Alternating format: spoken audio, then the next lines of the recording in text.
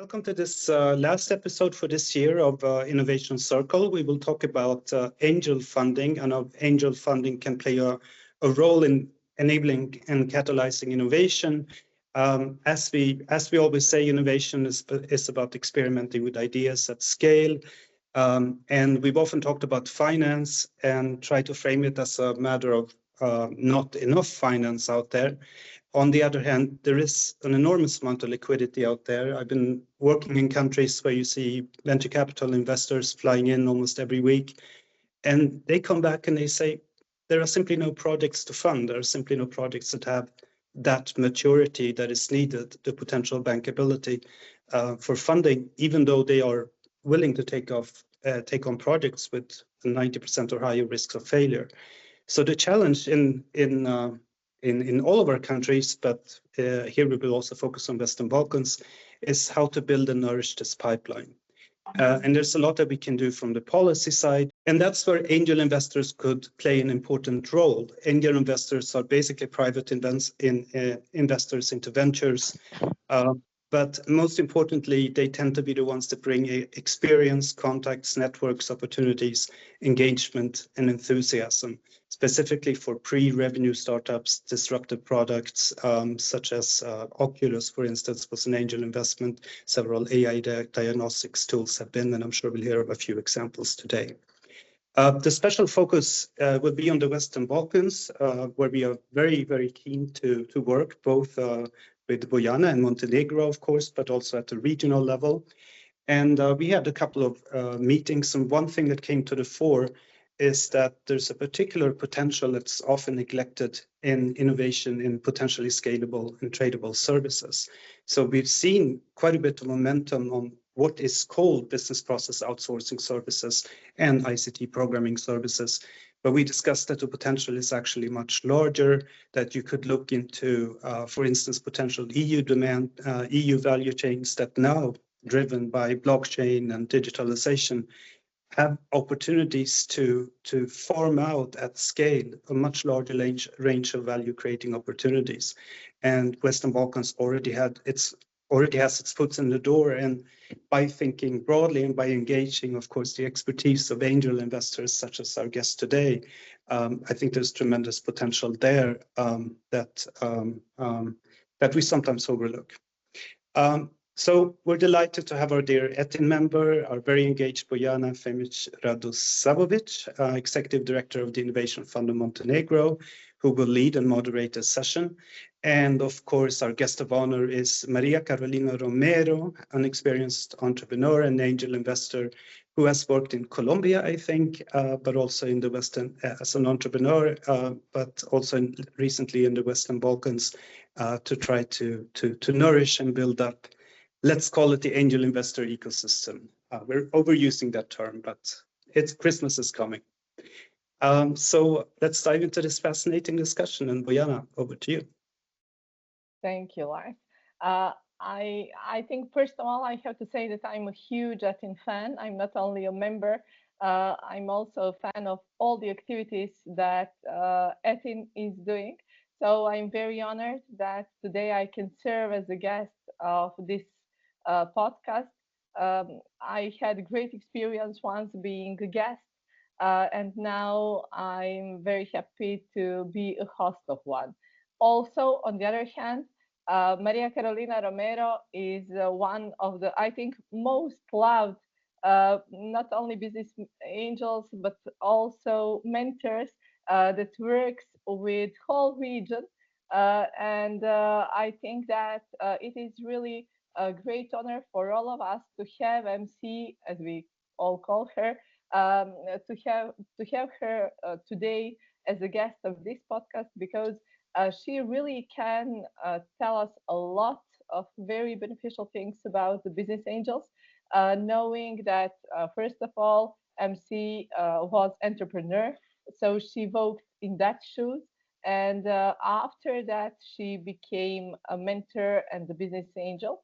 So I think that that perspective, having someone who really experienced all the things that startups are trying to do and to elaborate in order to become bigger, is really something that is very valuable for us. Also, I had the privilege to work with MC for 2 years now, and such an energy and dedication and expertise is really something that is very, very, very valuable for the startups that she's working with. So today, in as it is planned, maybe half an hour, we will have discussion. After that, we will have Q&A session. We are going to talk about the world of business angels, about those individuals who are helping startups by providing not only the funding, but also connections, also mentorship. We'll talk about that, how business angels shape the ecosystem, how they develop, how they are helping them to develop their networks, and what is happening in Western Balkans region, knowing that MC has a deep understanding of our region because she's working for years now with the startups in different countries from the Western Balkans. So, MC, welcome to this podcast, and welcome to this group of people. I have to say that I know personally everybody who is now on the call, and we are really very well connected, and we love all the gatherings that we have. Uh, so I'm so glad that they will have opportunity to meet you today, and I hope maybe in the future to collaborate with you. So welcome. And maybe just to warm up a bit of conversation, let's start with a bit of your personal story. So Anders also mentioned that you started working in Colombia, which is also very important and interesting for all of us, how you came to Europe. And maybe you can tell us a little more about that journey from startup founder to business angel today. What motivated that shift? And what was going on in that period of your life? Thank you, Bojana. So, first of all, thank you so much for such an amazing introduction of myself. I'm very humbled, and I'm very grateful to be among all of you. So, really, I appreciate this invitation. So a little bit, I think that there might be someone, yeah, maybe.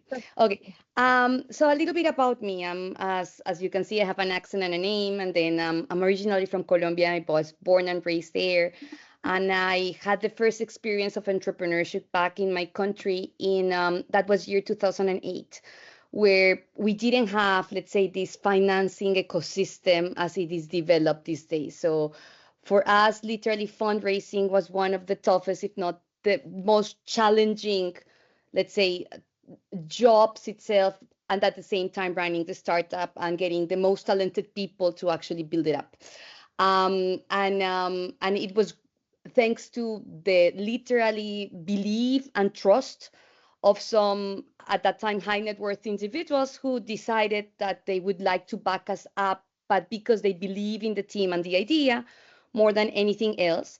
And we were very lucky that the economic development agencies, such as the Inter-American Development Bank, decided to provide us matching funds. So that was a little bit the risking new actors to become part of this ecosystem. But it was very, very hard. And I must say something that I have shared with Bojana in the past. So every time that I tell you that I'm switching countries is not because mainly my professional life is literally following my husband. So then we ended up in France, and there I also joined another team, and then I thought I like developed country might be easier to fundraise, and reality was it was very difficult to, even though it was 2 years after, and let's say the startup ecosystem was like it was of course more advanced in Europe than it was in Latam, but I faced kind of the same difficulties.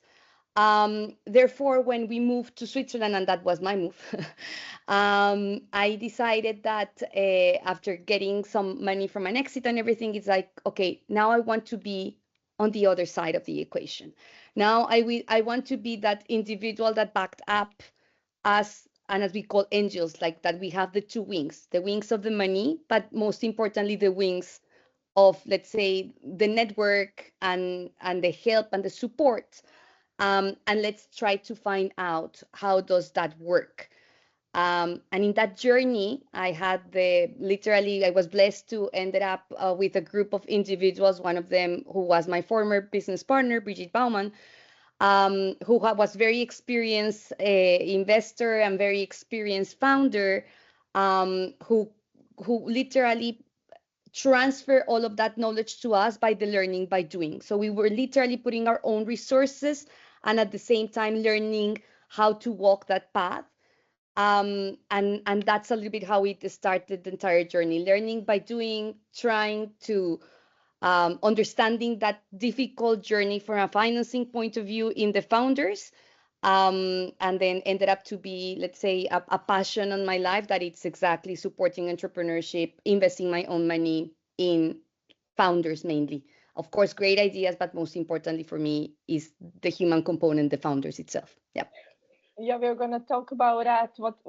What criteria do you use when you invest? But maybe just to back up a bit the whole story, to go back to the basics and just to give a few more examples or a few more definitions of the business angels. You mentioned two wings, and you mentioned funding, and on the other side, connections and networks that you are creating, and how does what is the difference between the role of business angels and the other investors?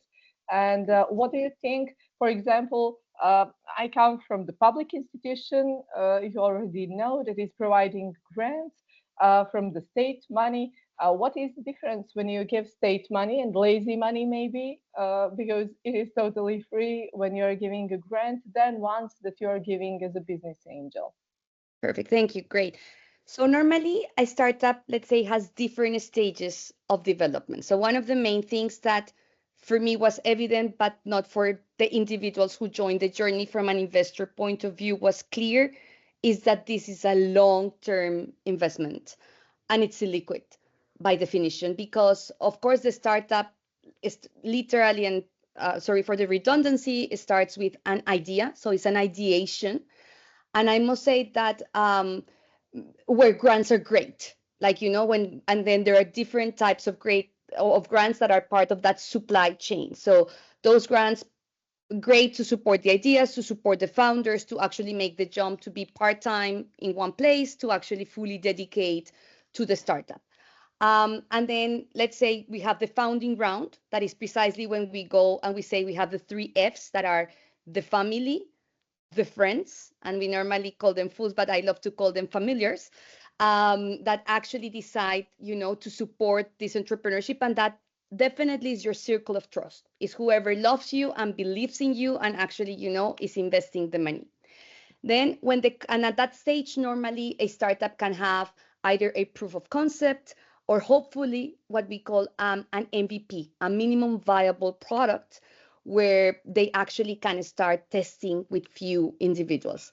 At that stage, then they normally go to a pre-seed stage, and then let's say the funding landscape increases. So there we are seeing exactly grants, and part of what we are seeing now, if we go to Western Balkans, so we see the grants like you as the Innovation Fund normally gives, or what we are seeing in Serbia, that is more for companies that are already have passed that ideation stage and they are more on the scale up. That is what we call matching grants. That is qualified, like if I'm a founder, I will be able to unlock some capital once I'm able to raise funds for what we call qualified individuals. And who are those qualified individuals at that stage? Mainly are, let's say, we're seeing nowadays like 5 types of stakeholders. The ones that I mentioned, so the angel investors, that is their own money, and then their network and knowledge. The second one, we are seeing many accelerator programs, like for example, what we are giving, they are either taking equity and giving funding, or they can also give funding and do not take equity, what is called non-dilutive funding, that is in the same rank as the grants. Then we have other actors coming in, and I'm seeing it more emerging countries, especially here in APAC, that is family offices who are, you know, companies that have been by itself very entrepreneurial. They have the family office and now they want to diversify their portfolio, and then they are starting to understand how to invest in startups. And before, like when I was mainly investing in Switzerland, they were coming more at a later stage of development of the startup. And nowadays we are seeing some of them, especially in emerging countries, coming in pre-seed stage or in seed stage. And then we have the seed funds that by definition, because it's a seed, let's say pre-seed startup phase, so they come with a little bit of funding, some kind around 50,000 to 200,000. Those are the marks that we are seeing. And the last ones that are, let's say, the most popular, and every founder, like 90% of the founders that I normally talk with, they always dream about the venture capital, that the acronym is the VC. And for that VC, normally what they do is literally what we call, they are professional investors. And when we use the terminology of professional, it doesn't mean that the other ones are not professional. What means is that for these individuals is the 100%, like is their full time of their work is only for the VC. And normally what they do is, of course, they put some of their own money, especially if they are the general partners, the GP in the fund, but they also need to fundraise from many individuals or organizations or institutions. And then they are called by the acronym of limited partner, that is called LP. One of the things that you can do as an angel, and I have been experiencing that one, is there might be sometimes in your life that you cannot be active. So one way to be passive is actually by becoming an LP in a venture capital fund, okay? But just to say that the VCs invest the money of the LPs, while the angels invest the money, our own money, let's say, and all of that is under the definition of dilutive funding. So we take equity. Then the other ones, the grants and maybe some accelerator that are giving matching funds and everything, they is what we call non-dilutive funding. And if we want to add another complexity, we have the crowdfunding platforms that there might be, let's say, to simplify the entire thing, two ways. So one, it can be equity crowdfunding platforms. They are taking equity, while others can be reward-based crowdfunding platforms that we have seen in several startups, that it's a great marketing tool. For example, if it's a product and then you want to have, you know, a little bit of this beta testing, so then you like pre-sale your product and then you can see how the market answers. The beauty about this landscape that is becoming, let's say, more crowded and at the same time more complex, is that it's giving founders the opportunity to mix between non-dilutive and dilutive funding. The way that I see, Bojana, that, and having had the privilege to work with you in the fund and with the Innovation Fund of Serbia, is that there's a risk about the grants, but there's also an asset about the grants from both sides, from investors and entrepreneurs. First of all, for founders, the grants are critical because they are providing that literally funding that is needed for the company to start. For investors, it's actually great because it's so risky, that very, very early stage, that if it's taking care, that part, that risk is taking part exactly by the public organization and is non-dilutive, is great because then, let's say, it arrives to us. I'm not saying totally the risk, but with a little less risk. Now, the risk itself from a founder is that we see many that they become what we call grant-entrepreneurs. So they are all the time, you know, just getting grants in order to evolve, and then they don't have the pressure actually to go to market and do sales and so on. So that could be a risk. But on the other side, especially what we are seeing with these matching funds, and as I experienced as in the startup, when I was in the startup world and now as an investor, it's an excellent way. It's a multiplier effect, so that we don't get the full dilution, but actually we can get an important capital injection for a startup to move forward. On top of that, what we are seeing in the sophistication of these grants is that they do not come alone. They come with a component of mentoring. And when startups have great mentors, then you can see how they can speed up their entire evolution. And that's something that is very important. So I never see it as a lazy money. I see it just as a critical part of the supply chain, that if it's very well understood by the founders and by the investors, it can actually become an asset for both parts of the equation. Yeah, that is something we believe in as well, especially, for example, in most of the countries of the Western Balkan region. We are still in early phase of the development of the innovation ecosystem, of investment system. So it is not so easy to find private money. And we believe that giving grants to them actually encourages them to think more innovative, to start and try their business ideas. And as you said, providing mentorship, we saw that, for example, at the Innovation Fund, that financing is just one part of the story, but the other, sometimes more important, is providing them a good mentor that can work with them. So that is something that is for us, for example, very important. Uh, I wanted also to ask you, MC, what do you think that makes a good business angel? What is, especially you were talking about that business angels usually invest in the early stage of the development of startups. What are the most important characteristics that are important to the founders that business angels have and provide to them? Yeah. So I think that what I have seen globally and when I have experienced is mainly which are those drivers of that angel investor. Um, as I always say, whenever I'm on the other side of the equation, if your main driver is only to make money, you are in the wrong asset class. But when the driver is actually, yes, of course, to diversify your portfolio, and it's very important that it's not treated as a philanthropy, because we are not doing here any charity. It won't help anyone.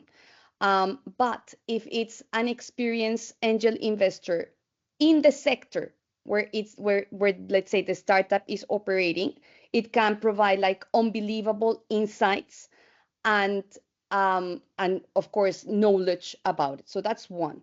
The second part that is about to be an angel investor on the other side is that you you give help, but you are not intrusive.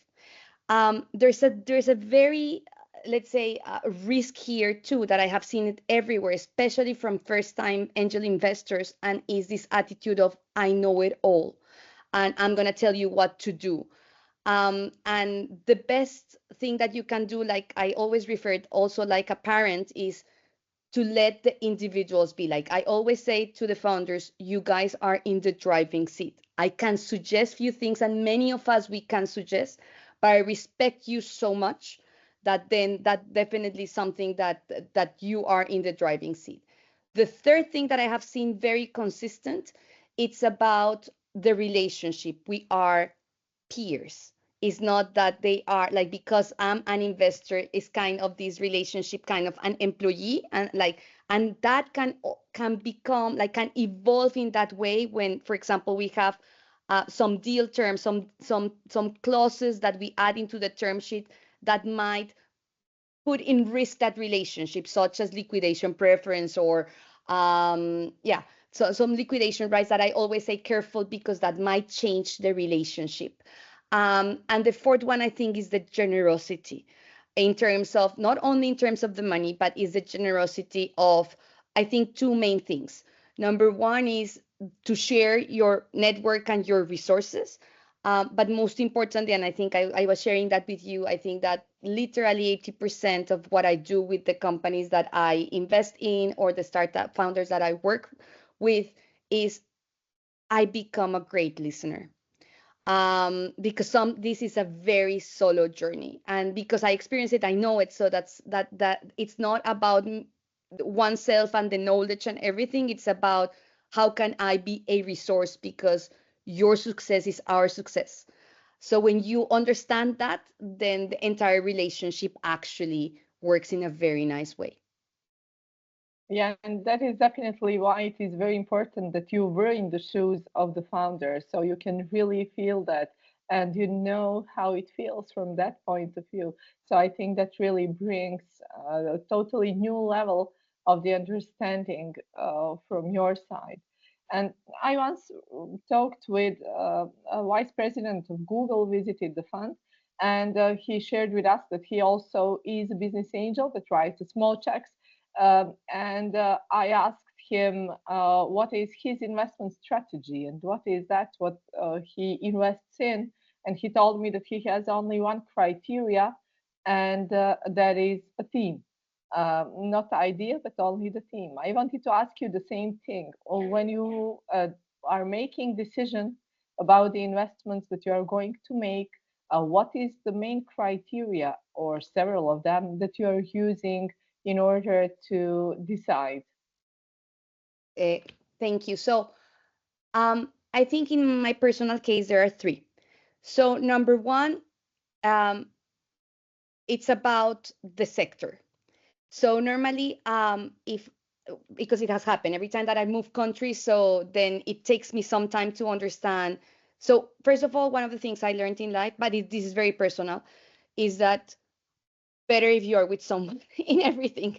So like better if you have like a life partner, better if you have if you are investing in a network. It doesn't matter how many years I have been in this activity. So because that allows me, like if I'm alone, first of all, it's super difficult, and second, I tend to invest in the sectors that I really know, because like that, then you tend to go like that.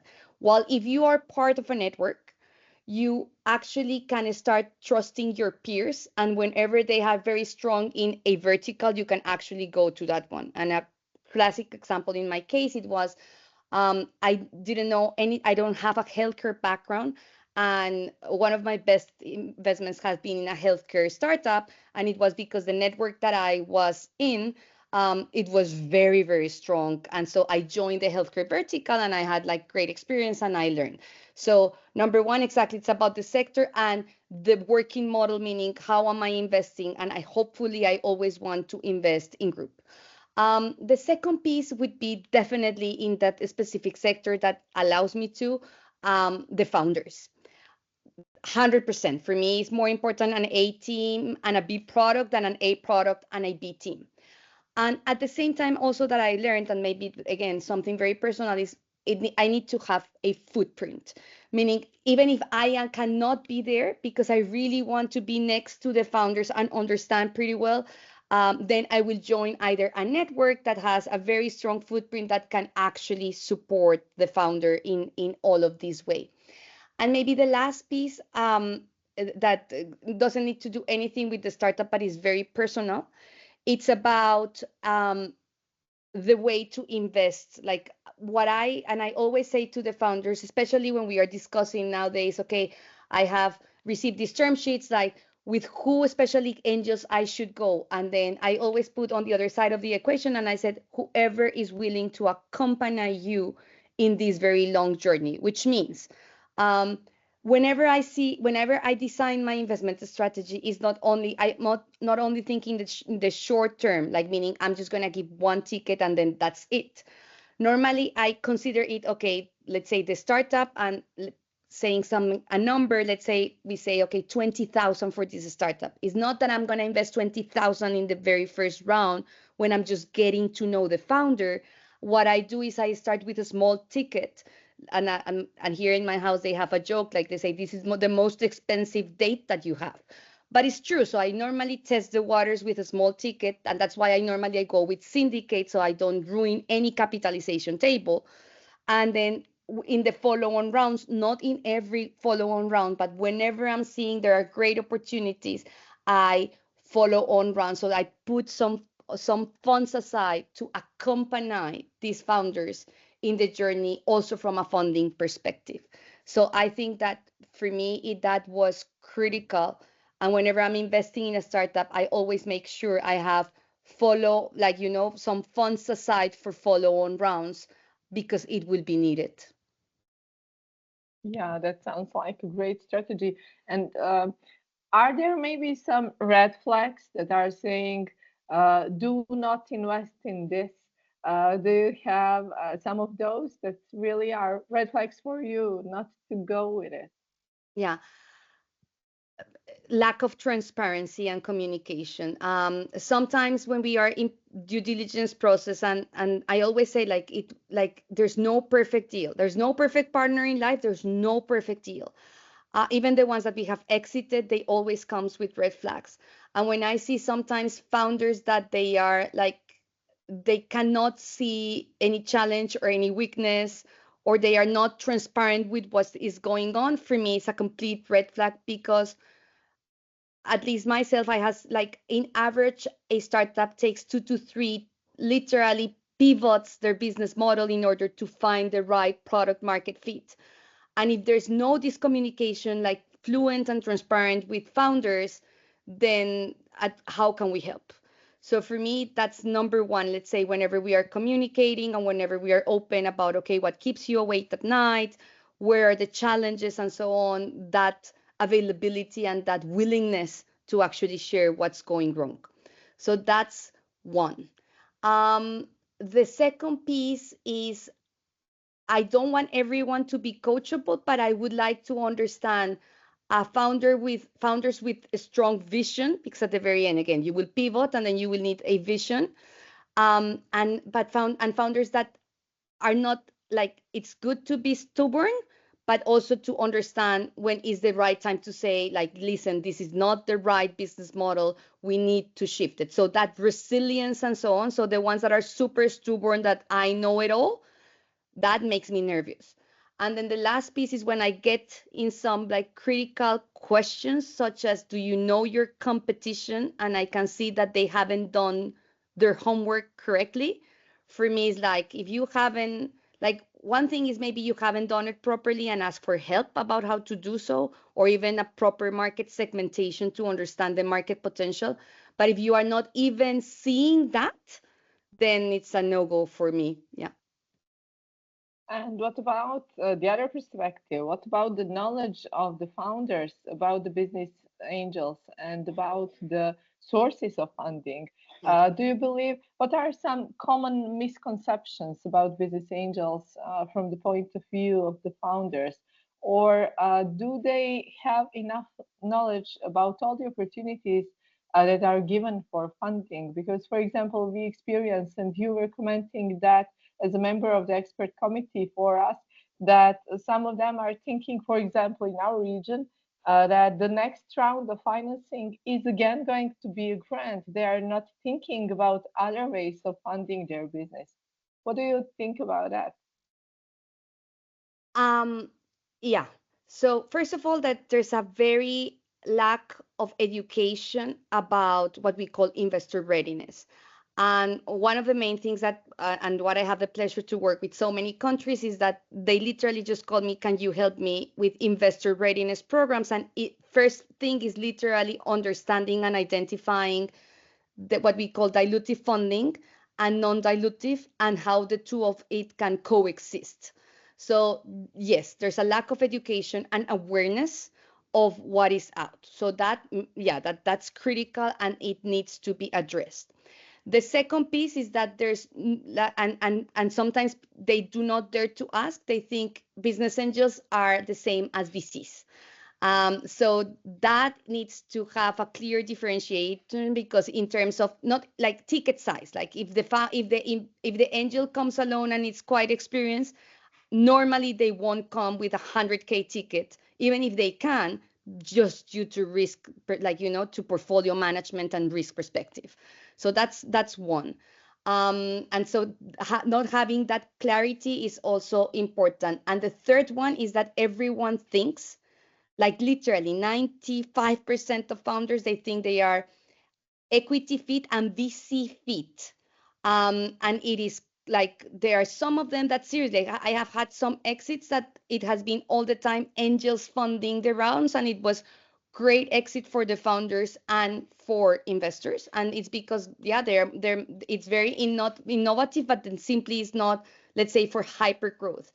And one of the things that I'm very, I'm very vocal with the founders whenever they say, no, no, no, we go with VC. I always say like, do you understand what it will happen to you? Meaning, what are the returns that like how the business needs to grow in order for you to give returns not only to you but your shareholders. And then that is something that is simply not there. And most of the time I see also from a profile perspective in terms of the founders a risk averse, which is very critical, because sometimes I like, okay, if let's, and I always make this case, what if someone can actually lend you the money with, of course, a little bit of a higher interest rate and so on? Will you take that money or not? And then they are like, of course not. And I'm like, why? If you are actually promising us that you are going to give us, I don't know how much return, and that you are not, you're going to grow in an unbelievable like rate of growth. So how come you don't want to take a money that comes with an obligation to pay the capital and an interest rate, but you're willing to take a money that like of any of us? So that type of understand, that's another red flag that I'm seeing in terms of the funding. Yeah, I think that those are the main ones. Mhm. And coming to the Western Balkans, to our region, you know our region pretty well. You have a strong experience with almost, I think, all the countries or all the economies in our region. So, according to your experience, what would you tell about the business angels network in the Western Balkans? Is it changing a bit? Is it growing a bit? Yeah. So what I'm seeing is that there are more business angel networks emerging, even though if some attempts are not successful, at least there's this starting move. So um, they have the Digital Serbia Initiative Angels, which are very experienced individuals, and they are walking the path, very active, and so on. And it definitely came, but they could not coexist by themselves. So actually, they got into the right place where many stakeholders in the ecosystem were in the right place. One of them, definitely the Innovation Fund, so that they can actually co-invest with the Catapult Accelerator program. So you see, all of the ecosystem players had to be there. In North Macedonia, for example, I'm starting to see emerging two business angel networks. One very like trying to be very active, and the other one is slowly trying to cope with that one. So, and then there might be some regional efforts, such as the Keiretsu Forum. Um, but it's true, and I always say like you cannot. The best experience and having worked with so many ecosystems globally, even very difficult ones, is that ideally in a country there should be two angel networks with many others, you know, the VCs and the universities and the support of the government and accelerator and incubator programs, all of them at the same time, because we are part of that supply chain that will need to provide financing in that very long term. So to answer your question, they are emerging. I'm seeing that they are operating in silos. It was actually quite nice when we met in Sarajevo in the Business Angel Summit. And then we start to see, you know, and sometimes decentralized now networks. Ideally, they can emerge, they can cooperate, because that's the only way. Even in Switzerland, when we were three angel networks, and sometimes we were co-investors in the same deal. So it helps in order to share deal flow, to the risk, and to be co-investors for the benefit of, let's say, the startups and their future success. So better than before, but there's a lot of terrain. And then there's the main remaining question about how to do cross-border investment in the Western Balkan region. Yeah. Mhm. I have so many more questions, but looking at the clock, I think that maybe it is time just to open a floor also for the questions of the others. Knowing Anita, for example, I'm sure that there will be some questions for MC. So maybe Olivia, if it is okay, just to open the floor for the questions from the others, and then if we have more time, we will continue our conversation about the region. Yes, please go ahead. Just raise your hand and the mic is yours. Great. So if there are questions. Okay, I go. Hello, I'm Marina Planas. I'm the co-founder of the network. It's a network, it's a community. And I also am business angel. I'm calling from Spain. So I think here also we see that Marina, sorry, just my kid. Not a problem. We all have our kids we all around, have so we're totally fine. Like, at Yeah. any point, one of my daughters will appear, so totally fine. Go For ahead. me, the same. Don't worry, Marina. Our daily life. Okay, so the question is that what I see here in Spain that has been working a lot is the incentive also for business angels from the state, right? So now what we have is that if we invest in a company and a startup that is like 5 years old, we have 50% of the amount that we invest. And I think it's working really good, right? Because it's incentivizing, business angel to start doing executive that they have their own work, but they want to, let me try and let me play, right? Like a little game. So this, I think that it works a lot. And also what I would like to ask you, how do you see Europe versus Americas, right? When I see, when we did this network summit, I started with one comparison from Europe, from the US, and we have a lot of universities, we have a lot of startups, but then the average amount of money that we receive, right, it was 8 million in the US, and in Europe it was 300,000 euros. So it's a fact that, funds is we need money. But also, I think the culture about going to do an APO, right? So the exit. So why in Europe, or why do you think in these regions, right? That is like we are thinking just on the exit. When is going to do the exit? When is going to be the exit? What is your thoughts that you have been in France, in Switzerland, now in this area? So what is your thoughts about that? So Martina, number one, I totally agree with you, and then that definitely tax incentives are key.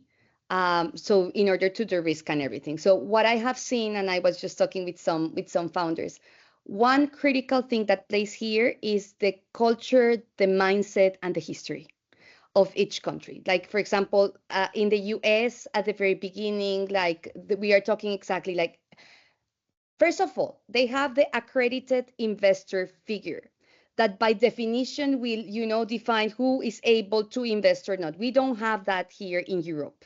Like, even for me, like sometimes that I go through different syndication vehicles, and mainly mine are based in the UK, there's no accredited investor. So there's just few questions here and there, but there's no this culture of I want to accredit myself and then make it public and becomes part of the portfolio. So I think that from a time frame perspective, that has also like taken into account why, for example, the US is more developed in that way. It's cultural, it's part of them, it's part of that when they diversify their portfolio, definitely investing in startups is there.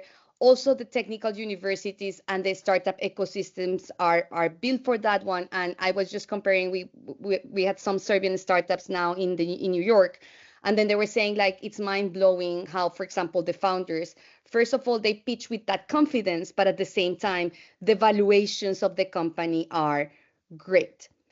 So I think it's a mindset, it's history that builds up into taking into account, and then and it's part in their daily life. The third thing that I experienced, let's say on the positive side, leveraging the US, is that the first exits that we had actually were US corporates buying, in this specific case, Swiss startups. And when we were asking why, even though Switzerland is quite expensive, what they were saying is we can find same technology that can find in Silicon Valley, but literally 30% less. So it is true that the valuations in Europe are less than in the US, but at some point it can also benefit, let's say, from an exit perspective. And then my last point to what you were saying, why are we so focused on exit? It also speaks up to our risk profile. First of all, because as we have seen, the education of when I started this journey, I only thought that there were three ways of exiting a startup that were the classic ones. So founders buying back the shares. The second one was definitely a trade sale, M&A. And then the last one was actually an IPO. Then afterwards, after educating myself, I understood that there were 7 ways of doing so.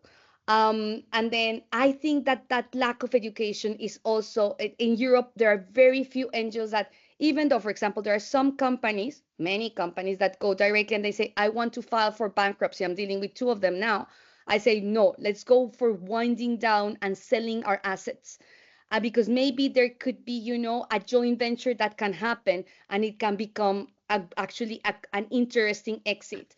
And these are German founders. And then they were like, oh my God, we never thought about it. And it's because, of course, there's not this education and this literally street smart of there are different ways of doing so. And then when you don't have that education, that exposure, then it is true that when I started also because maybe I was in the startup world, so I understood, then I could see many of my peers talking about exits and a lot of fixation about valuation.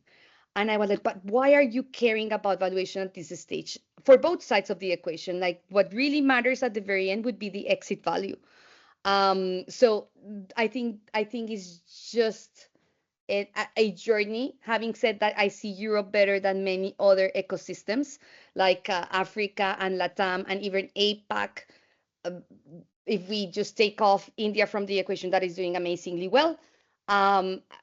It's even stronger. Like many of the individuals who want to become angel investors, they are mainly real estate investors. And then they're asking our startups, when are you what's going to be my return on investment? And I'm like, definitely you don't understand this asset class. So I also think that it's a normal evolution. And I think there's a risk averse in the profile, and I think wars and everything explain, especially in the Western Balkans, like communism, and then afterwards going to capitalism, that you can see there's let's say this legacy that it takes time. Thank you so much. Pleasure, Marina. And I can see Zoe, no? Hi, very interesting talk. Yes, my name is Zoe Rupakia. I'm a policy and AI research lead at the University of Cambridge at the Policy Evidence Unit for University Commercialization.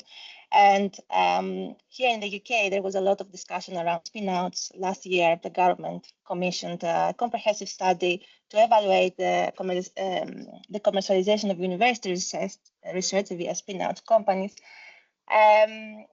Very heated debate at times, I have to say. So I was wondering whether you have invested in spin-outs, university spin-outs, and if you have done that, if you have seen any difference in their trajectory, investment opportunities, in dealing with and collaborating with the technology transfer offices. Yeah. So especially when we started, our main deal flow was coming from the technical universities. So I must say that at the very beginning, even the university didn't know how to monetize that one. So it was more like, the PhD students, and then they were working their project, and then it became the startup, and then there was a spin-off, and then they didn't understand. So at the very beginning, we didn't have to deal with that part. Then it evolved, but it depends on every university. They started with, okay, we own 7%, and then some part of the IP and then it was more the question, okay, if they own the IP or partially the IP, how are we gonna, how is it gonna work out? And then we start seeing a lot of licensing agreements coming in, and then it started to work out nicely. So I think there was also an learning evolution at that stage from the university, which I can understand completely. Like, okay, we have, giving this space, this knowledge, even professors that were paid there. Like, how can we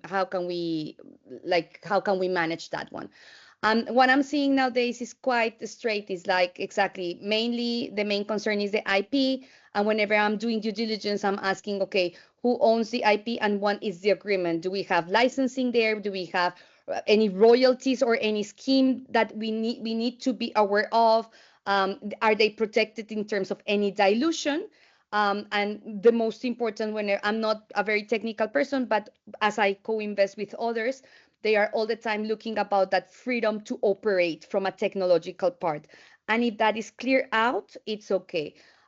What I'm seeing in more emerging countries, I was working very strongly now with LATAM, and I'm seeing very interesting things going on because everyone is learning about it. So, for example, the Tech of Monterrey in Mexico, that is kind of the most advanced, is actually transferring knowledge to other very technical universities in order of how are they doing so, because actually their portfolio, even though is just well, it's not that big, but actually is doing quite good from an ideation stage perspective. So what I'm seeing also very interesting is not only the transferring, let's say it's not only the university itself, but it's more from a regional level. How are the cooperations between universities? I haven't had the opportunity to go and do due diligence in one that, let's say, has two types of agreements, but yes, that's a little bit how it works. And I'm sure Bojana has the same situation with some of your calls, no? That with the universities and so on. Yeah, definitely. I think that Marina is trying to tell something. Your mic is off. Yeah, sorry. Yes, may I just, because I'm just have a super recent Go ahead. spin-off from one hospital, just is like this. I think one concern that the founders have in this case of the tech transfer is the cap table, because ideas, right, we evaluate like 5%, but sometimes this professor, right, or they want to have a big, and the execution is the key. So you can have a patented idea, but if it's not executed, it's not going to be successful. So I will say that just pay attention on which is going to be the shares on the cap table of the inventors, right? Versus, and the role of the university versus the execution team. That's it, sorry. Thank you, Marina. And I would just add that for MC to put on your map the networking summit in Barcelona, because Marina makes it really great. It's wonderful event. Perfect. I will set up in the calendar now. Yeah. Yeah, put it on your map. We have two more questions, Diana and Anita.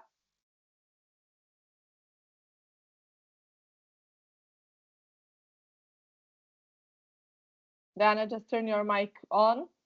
All right, I'm allowed. Thank you.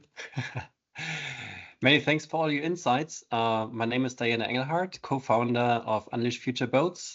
Today here supporting Stephanie Engelhardt, who is a permanent E10 member. So this is me, the co-founder. I have a question, and it goes a little bit beyond the normal or the decision making you did so far.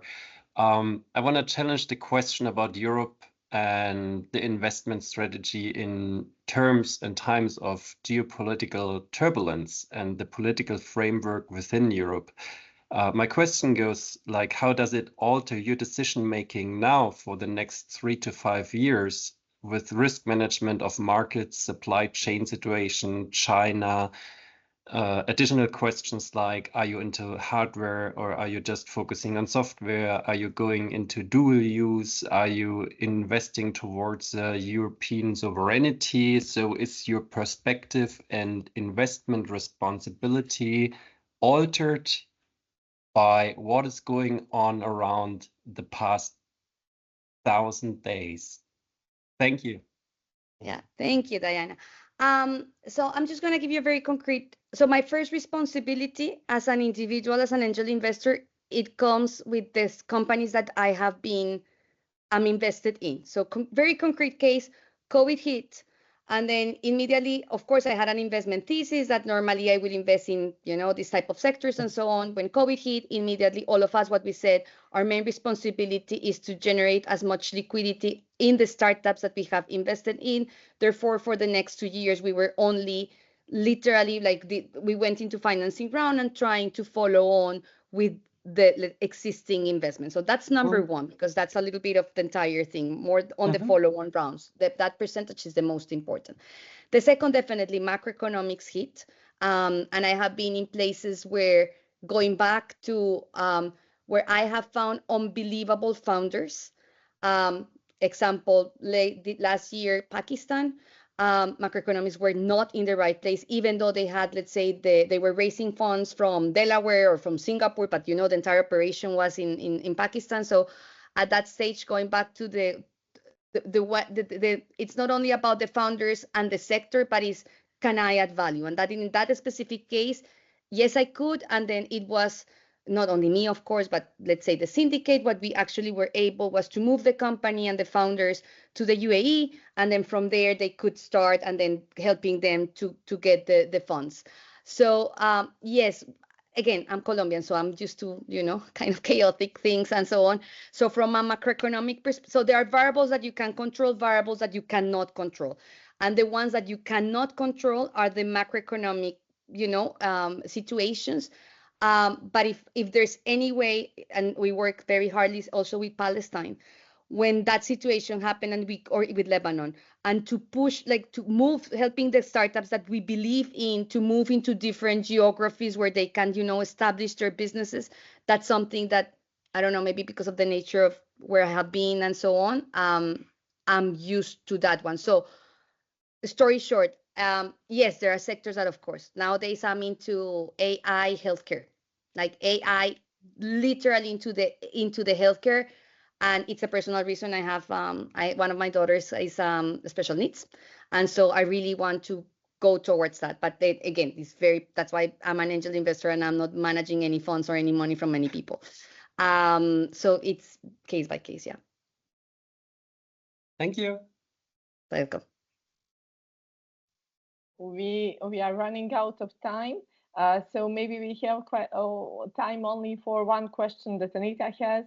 Maybe we will have to skip the game segment because we already should be finishing. So Anita, you can.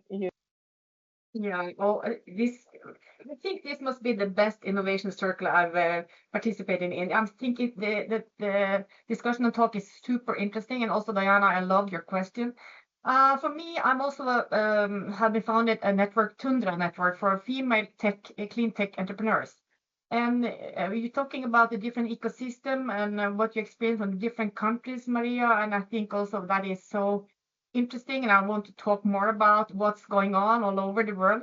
What we see here in the Nordic, and we are, look at the Nordic countries, that we're more equal and everything is like going in the right direction. Well, it's not. And I also love that there are a lot of women in this room, because what we see in the Nordic, only 1.6% of all invested capital goes to female founders. And it makes me so frustrated. And also when we think about, Marina, we have to visit you on your summit and just have a roundtable and discuss how can we really change the whole also the whole ecosystem for entrepreneurs, and it would be more diverse and more. Because we talk about a lot the reality, today's reality, it's brutal. We have to look around, and it's not how it should be in any way. The time after the COVID is everything is completely turned around, and then we have. So if we do the reality check and how we spend our money and how we invest, it really could make a change. To really turn things back in a better place. And then we have the resilience, the importance of resilience, and we have to create the regeneration. We are in this, and I often think about the three R's and the three P's, also problems, passion, and power. And if we could just in this innovation circle, I think also about how can we need more female founders. We need more diverse perspectives on things, and we also need more female investors. So On that. Great. I'll Thank be you. there. Now I would give Olivia or Anders a floor to wrap it up Thank you very much. It's been a great discussion. I love the last part with Anita and you hooking up. This is exactly the kind of thing we want to sort of enable and encourage with ETIN activities, and we'd be very happy also to follow up with more episodes, maybe with other angel investors. Maybe I would suggest maybe on specific sectors or specific activities, because what would interest me a bit is to have a very concrete example and to go through from the idea stage what happened, what the challenges were, and what the function of angel investors were and the public support. Because we often talk very generally about we need to build a venture capital system, and then we need to build this, and then we need science business linkages. But all of these emerge bottom up. So that's perhaps the most important and also difficult to actually bring about, especially with public policy, and that's what we're interested in. And on female entrepreneurs, yes, in the gender equal Nordics, there's something called the gender equality paradox. This is well known, and indeed, in all over the world, if you look at innovative entrepreneurs, you see 1 or maybe 2% of them that are women. So there's a huge unmissed potential there. And we actually had a case study with a Belarusian entrepreneur who was a nuclear scientist, and there was an angel investor focusing on female entrepreneurs that came there and coaxed her into doing something she never thought that she would do. And she now runs a company selling, for reasons that you can imagine, handheld radiation detection devices that were, of course, necessary in Belarus at scale. So there are many examples like that, and a lot of uncovered potential among women, but of course among everyone as well. What we need the most is entrepreneurship. So thank you very much for your insights and for this great discussion. I won't bore you with the many notes I have here on points that I would like to make. And thank you especially to Bojana for hosting this. And Bojana, by the way, on the project idea, I will send you a few points and would like to get some feedback. So we need to submit that. And especially, of course, to our guest, Marina Carolina Romero. And I guess this is the final episode, unless there is someone who really volunteers to do one. We're happy to set one up for 2024. And thank you for your engagement and your support throughout the year. And we really look forward and really want to keep ETIN going next year, and we'll continue with these Innovation Circle podcasts. And we welcome your ideas, and especially your ideas also for work streams to follow up on this particular episode. So we're member-driven, and we're doing everything we can to put our ambitions into practice. And wishing everyone a wonderful holiday season. Thank you very much for having me. Pleasure to meet you all. Thank you very much, MC. Bye. Thank you.